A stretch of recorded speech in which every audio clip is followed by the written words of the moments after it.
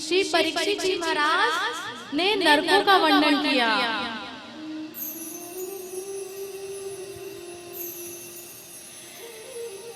जब नरकों का वर्णन किया तो श्री परीक्षित जी महाराज घबरा गए और हाथ जोड़कर कहा कि भगवान हमारा क्या होगा, हमसे भी तो पाप हुए हैं।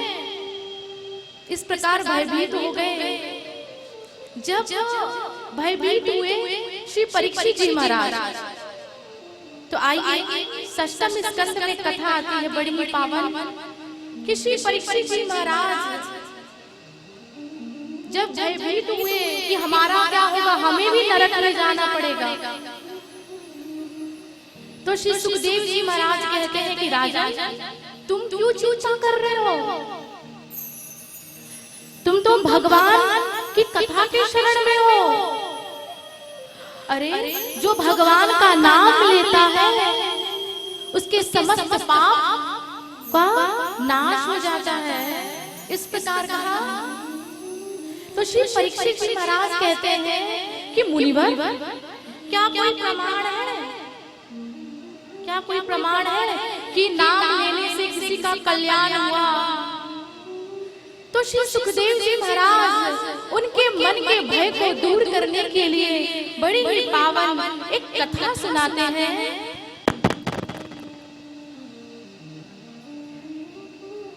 कान्य कुब्जे द्विजः कच्चे दासी पते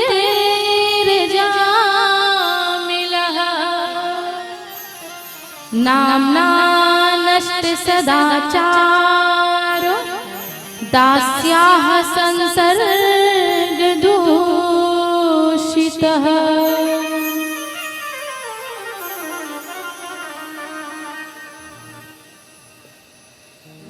कन्नौज में एक अजामिल नाम का एक ब्राह्मण रहता था। अजामिल अपने गुरु की आज्ञा में रहा करता था। जैसा जैसा गुरुदेव आज्ञा करते अजामिल वैसा वैसा करता। बड़ा भक्ति धर्मनिष्ठ व्यक्ति था अजामिल।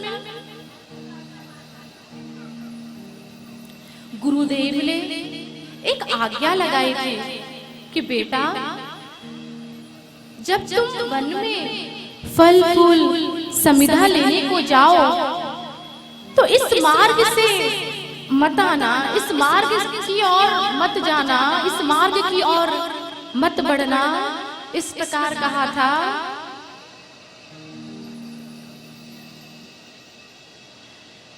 अजामिल जाया करता गुरु आज्ञा को मानकर और वन में फल फूल समिधा लेकर आकर गुरु आश्रम में आता। एक दिन वह वन में गया। आज मन में ये विचार उठा कि गुरुदेव ने इस मार्ग की ओर जाने से मुझे क्यों रोका है, वहां है क्या।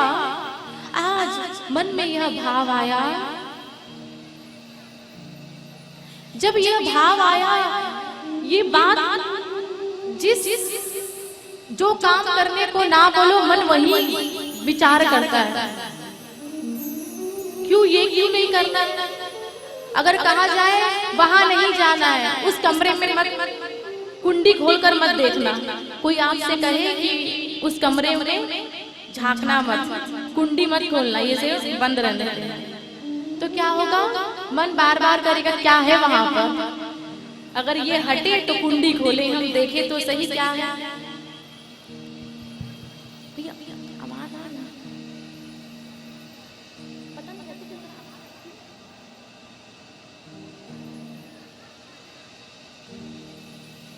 तो आज अजामिल का मन किया और अजामिल उस मार्ग की ओर चल पड़ा जिस मार्ग की ओर जाने के लिए गुरु ने मना किया था।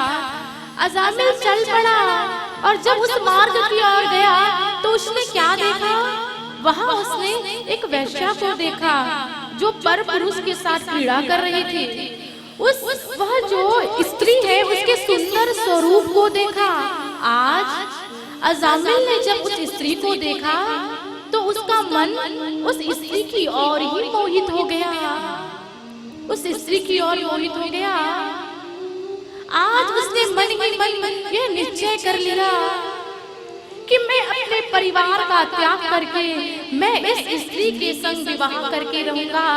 ये मन में निश्चय कर लिया और अजामिल उस वेश्या के संग वह रहने लगा, उस वेश्या के संग रहने लगा। और उस वेश्या को प्रसन्न करने के लिए वो चोरी करता, मांसाहार भोजन ग्रहण करने लगा, हिंसा करने लगा, अर्थात वो सारे बुरे कार्य करने लगा।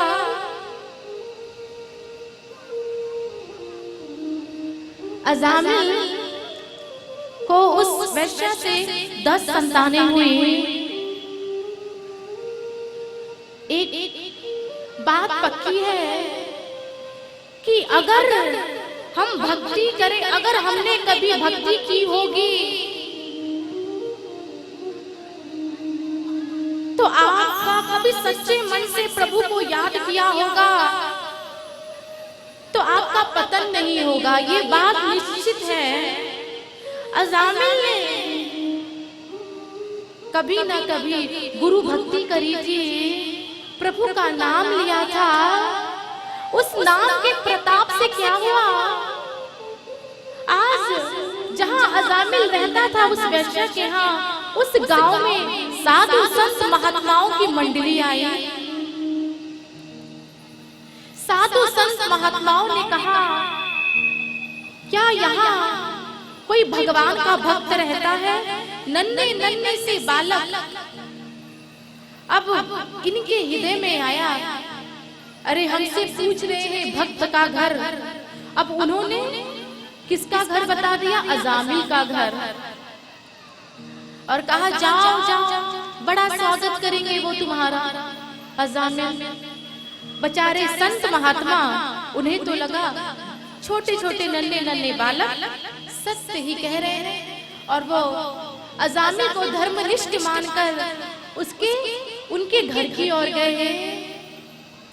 जब उनके घर की ओर गए, आवाज लगाई भिक्षाम देही, और जो ही आवाज लगाई तो ही वो वेश्या द्वार पर आती है। और जो ही द्वार पर आई, आज देखा अपने दरवाजे पर कि साधु संत महात्माओं की मंडली आई हुई है, तो अपनी ओर देखा, अरे मैं कैसे इनका स्वागत करूं? काश मैं इनको अपने हाथों से व्यंजन बनाकर खिलाती। आज मैं ऐसा सौभाग्य मुझे कहाँ, मेरा ऐसा सौभाग्य कहाँ? उस वैश्या ने उन साधु संत महात्माओं से कहा कि हे मुनिवर, आप मेरे द्वार पर आए हैं, मगर मेरा इतना भाग्य नहीं कि मैं आपको अपने हाथों से कुछ बनाकर खिला सकूं। काश ये सौभाग्य मुझे प्राप्त होता। और स्वयं के बारे में बताया कि मैं एक वैश्या। तो जब इतना सुना तो साधु संत महात्मा वहां कैसे भोजन ग्रहण कर सकते हैं, तो चलने लगे। तो वह स्त्री ने हाथ जोड़कर प्रार्थना की कि हे मुनिवर, क्या आप मेरा कल्याण नहीं करेंगे? क्या आप मेरा उद्धार नहीं करेंगे? आज आप मेरे द्वार पर आए हैं और आप यूं ही लौट जाएंगे मेरा कल्याण किए भी बगैर। जब इस प्रकार कहा तो उन महात्माओं ने अजामिल के घर के बाहर बगीचे में आसन लिया और उस वेश्या ने कच्ची सामग्री प्रदान करी।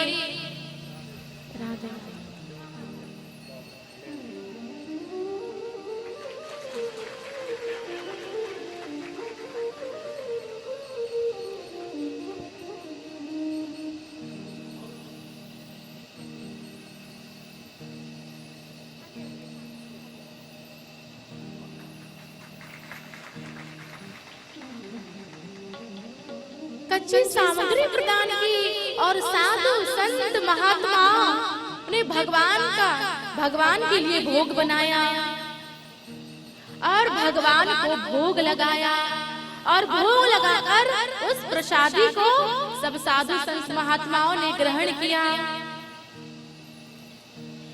प्रसादी ग्रहण की तो ही कुछ देर बाद अजामिल आया। अजामिल ने देखा, उसे क्रोध आया, अरे तुम यहाँ क्या कर रहे हो, निकलो यहाँ से। जब इस प्रकार कहा, अजामिल की पत्नी ने कहा, अरे इन्हें प्रणाम करो। तो ना चाहता हुआ भी अजामिल अपनी पत्नी की बात को मानता था। साधु संत महात्माओं के चरण में प्रणाम किया। साधु संत महात्माओं ने कहा अजामिल से, हमने तुम्हारे यहाँ भोजन किया है, अब हम जाएंगे। अब जाते जाते आप हमें दक्षिणा दे दो।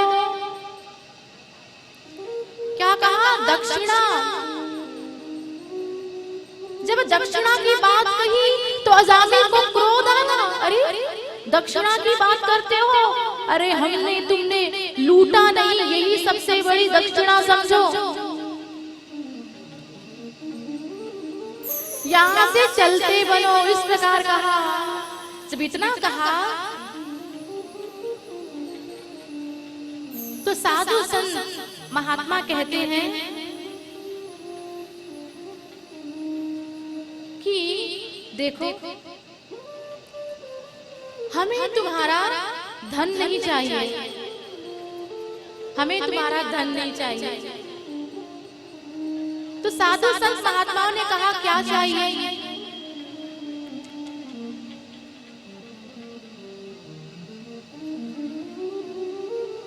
तो अजामिल ने कहा, क्या चाहिए? तो साधु संत महात्माओं ने कहा कि तुम्हारी स्त्री जो है ये गर्भवती है,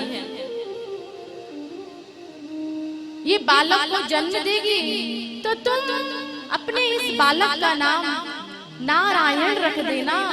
इस प्रकार ये हमारी दक्षिणा है। जब इतना कहा तो उन्होंने कहा, ठीक है, रख देंगे। साधु संतों ने कहा, नहीं नहीं, ऐसे नहीं, बताओ तो सही, क्या रख दोगे? कहा रख देंगे, रख देंगे। कहा नहीं नहीं, क्या रखोगे? तो कहा नारायण रख देंगे, नारायण नारायण नारायण। जब इतना सुना तो साधु संत महात्मा प्रसन्न हो गए कि आज अजामिल के मुख से नारायण नाम निकला। कई वर्षों से अजामिल प्रभु के नाम को भूल गया था, मगर आज नारायण नाम मुख से निकला। साधु संतों ने प्रसन्न हुए कि हमने इनके यहाँ भोजन ग्रहण किया। तो संत जिनके यहाँ भोजन ग्रहण करते हैं तो उनका कल्याण करते हैं। आज जब अजामिल के मुख से नारायण निकला तो वह प्रसन्न हुए कि अब इसका कल्याण अवश्य होगा, अवश्य होगा, अवश्य होगा। इतना कहकर वह चल पड़े। वो समय आया अजामिल की जो पत्नी है उसने एक शिशु को जन्म दिया और उसका नाम उन्होंने क्या रखा? क्या रखा बताइए? नारायण रखा। अब नन्हे सबसे छोटे बालक में अत्यधिक प्रेम होता है ना, तो वह नारायण क्या कर रहे हो, जल्दी आओ, नारायण चलो स्नान कर लो, नारायण नारायण नारायण। इस प्रकार वो नारायण नारायण कर उनका पूरा दिन व्यतीत होता। अब एक दिन क्या हुआ, अजामिल की मृत्यु का समय निकट आया और उसके समक्ष यम के दूत प्रकट हो गए।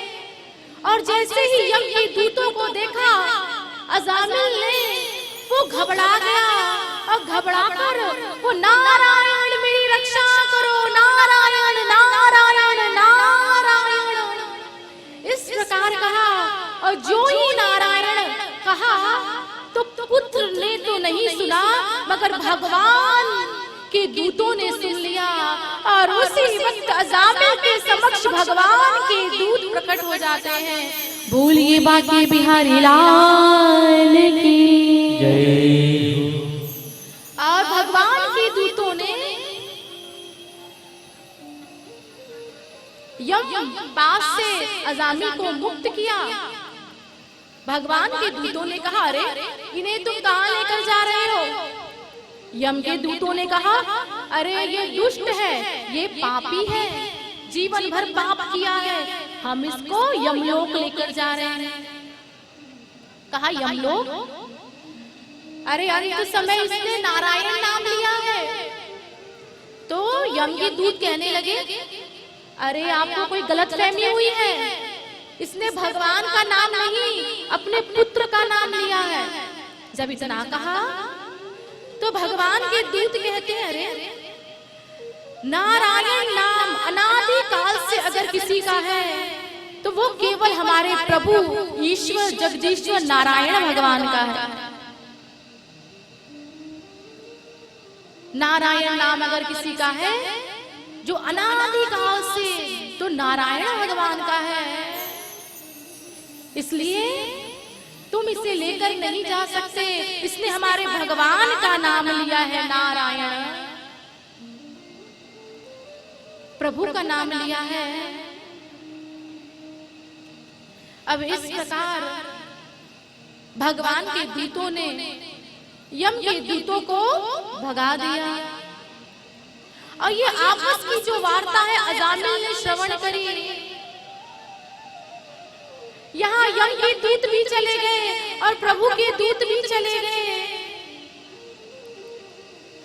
आज जब दोनों दूत चले गए तो मन ही मन अजामिल को पश्चाताप हो रहा है कि मैं गलत राह की ओर बढ़ गया, मैं भगवान को भूल गया, मैं भगवान के नाम को भूल गया। मगर भगवान, अरे मैंने अपने पुत्र नारायण का नाम लिया था, तो आज मुझे भगवान ने मृत्यु से बचा लिया, मुझे कुछ आयु शेष प्राप्त हो गई प्रभु कृपा से अपने कल्याण के लिए। अगर मैंने सचमुच में नारायण का नाम लिया होता तो मेरा तो उद्धार ही हो गया होता, मेरा तो उद्धार ही हो गया होता। इस प्रकार विचार किया। यहाँ अजामिल जब भगवान की कृपा को देखा तो अजामिल को आज अपने गुरु की याद आई और अजामिल चल पड़ा अपने गुरुदेव के आश्रम की ओर।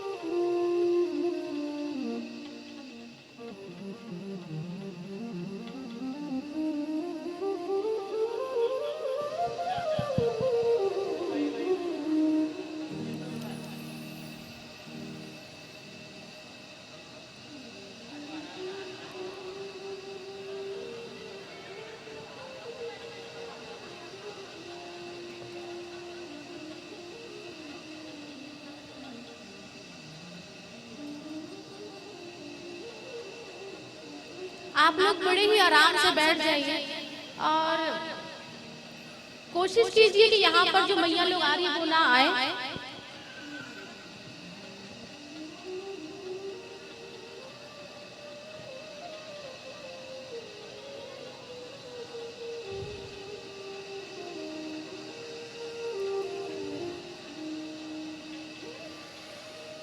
आज अजामिल को अपने गुरुदेव की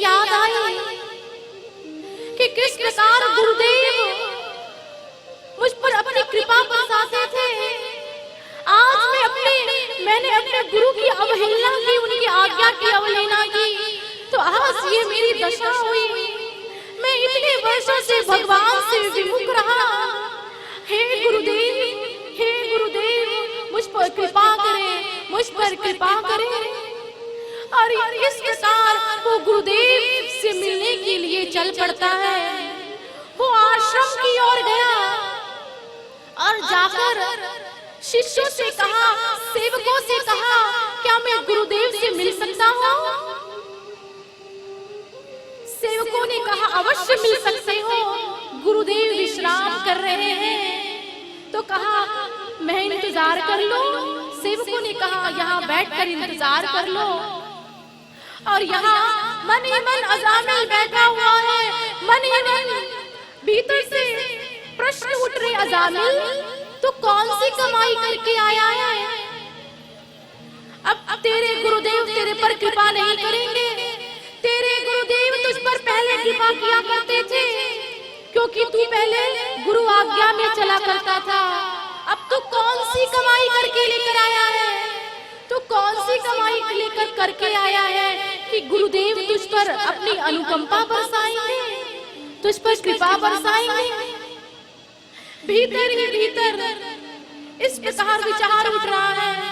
फिर पुनः मन कहता है, अरे नहीं, मेरे गुरुदेव तो करुणामय हैं, मेरे गुरुदेव मुझे अवश्य स्वीकार करेंगे।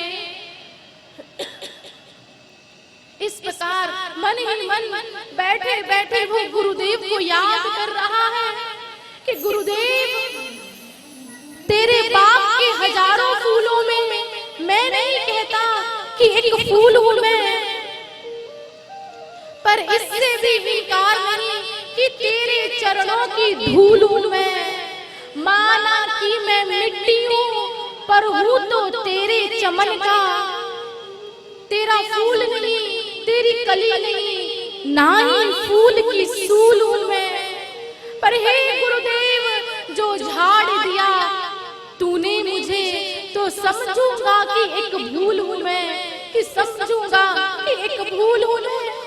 गुरुदेव, मैं नहीं कहता कि मैं आपके भक्तों में हूँ। गुरुदेव, मैं नहीं कहता कि मैं आपके शिष्यों में हूँ। मैं नहीं कहता कि मैं आपके सेवकों में हूँ। मैं तो सिर्फ आपके चरणों का एक धूल हूँ प्रभु। इस प्रकार मन ही मन वो विनती कर रहा था, तो ही द्वार खुला। गुरुदेव द्वार से बाहर आए।